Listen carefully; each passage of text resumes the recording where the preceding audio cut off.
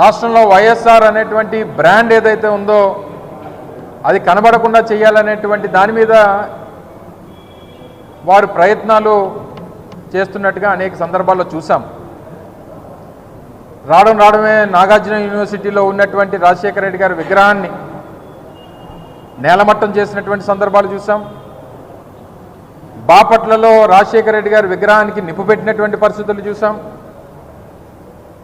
చివరికి ఈరోజు అత్యంత ప్రతిష్టాత్మకమైనటువంటి విశాఖపట్నంలో ఉన్నటువంటి పోతినిమల్లపాలెంలో ఉన్నటువంటి ఇంటర్నేషనల్ క్రికెట్ స్టేడియంకి రాజశేఖర రెడ్డి గారి పేరు మీద ఆ స్టేడియం ఉంటే